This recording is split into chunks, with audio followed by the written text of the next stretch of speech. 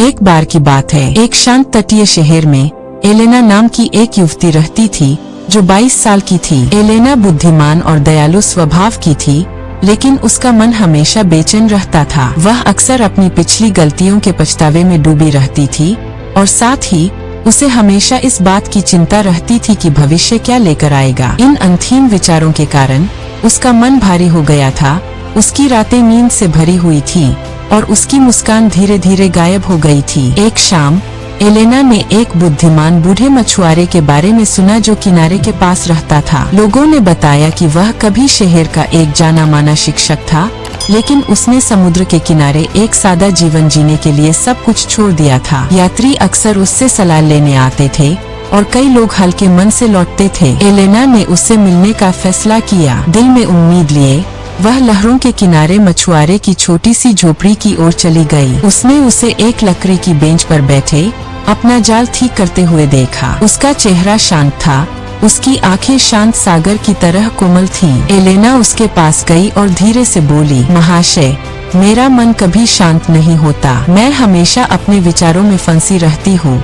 अतीत की यादें, भविष्य के डर। मुझे बस शांति चाहिए। क्या आप मेरी मदद कर सकते हैं? बूढ़े मछुआरे ने मुस्कुराते हुए उसकी ओर देखा और कहा, अगर तुम सचमुच शांति चाहती हो तो मैं तुम्हें एक छोटा सा काम देता हूँ।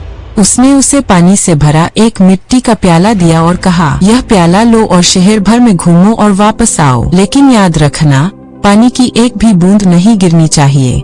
एलेना हैरान हुई, लेकिन उसने चुनौती स्वीकार कर ली। उसने प्याला दोनों हाथों से थामा और व्यस्त सड़कों से धीरे धीरे चलने लगी। पास में बच्चे हंस खेल रहे थे, व्यापारी अपना सामान बेचने के लिए आवाज लगा रहे थे और सुनहरा सूरज क्षितिज पर डूब रहा था। लेकिन एलेना ने किसी पर ध्यान नहीं दिया। उसका सारा ध्यान पानी को गिरने से बचाने पर था। वह सावधानी से कदम दर कदम प्याले पर नजर गड़ाए हुए चल रही थी। आखिरकार वह प्याला अभी भी भरा हुआ लिए मछुआरे के पास लौट आई। उसने राहत की सांस ली। साहब, मैंने कर दिखाया, एक भी बूंद नहीं गिरी। मछुआरा मुस्कुराया और पूछा, अच्छा, लेकिन यह बताओ, क्या तुमने बच्चों की हंसी देखी? क्या तुमने समुद्र की लहरें सुनी? क्या तुमने सूर्यास्त के रंग देखे या रास्ते में फूलों की खुशबू? एलेना ने उदास होकर सिर हिलाया और कहा, नहीं साहब, मैंने कुछ नहीं देखा। मैं तो बस प्याले को देख रही थी। मछुआरे ने सिर हिलाया और धीरे से बोला, यही शांति का रहस्य है। जिस तरह तुमने पूरे ध्यान से पानी की रक्षा की, उसी तरह तुम्हें अपने मन की भी रक्षा करनी चाहिए। जब तुम्हारे विचार पूरी तरह से वर्तमान में होते हैं, तो कल के पछतावे या आने वाले कल की चिंताओं के लिए कोई जगह नहीं बचती। शांति बाहर नहीं मिलती, यह तो तुम्हारे भीतर ही है, लेकिन तुम्हें इसी पल में जीना सीखना होगा।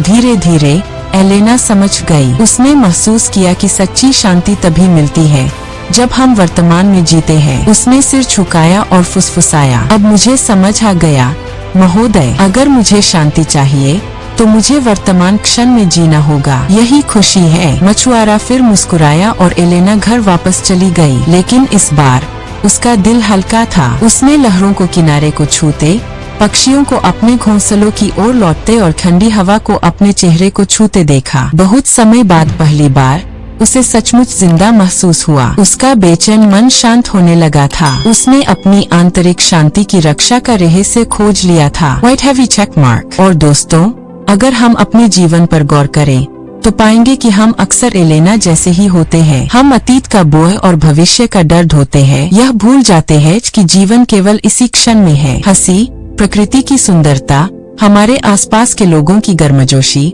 ये सभी खजाने केवल वर्तमान में ही अनुभव किए जा सकते हैं। अतीत पहले ही जा चुका है और भविष्य अभी तक नहीं आया है, लेकिन वर्तमान क्षण जीवंत और उपहारों से भरा है। इसलिए अगर हम सच्ची शांति चाहते हैं तो हमें जो हो चुका है उससे चिपके रहना और जो हो सकता है उसकी चिंता करना छोड़ देना चाहिए। इसके बजाय हमें वर्तमान की शक्ति में जीना चाहिए, क्योंकि वर्तमान ही एकमात्र ऐसी जगह है जहाँ सच्चा जीवन, शांति और खुशी मौजूद है। तो मेरे दोस्तों, याद रखें, अपनी आंतरिक शांति की रक्षा करें। इस पल को पूरी तरह से जिए, यही आपकी सच्ची खुशी है। अगर आपको यह कहानी पसंद आई हो तो इसे लाइक करना न भूलें।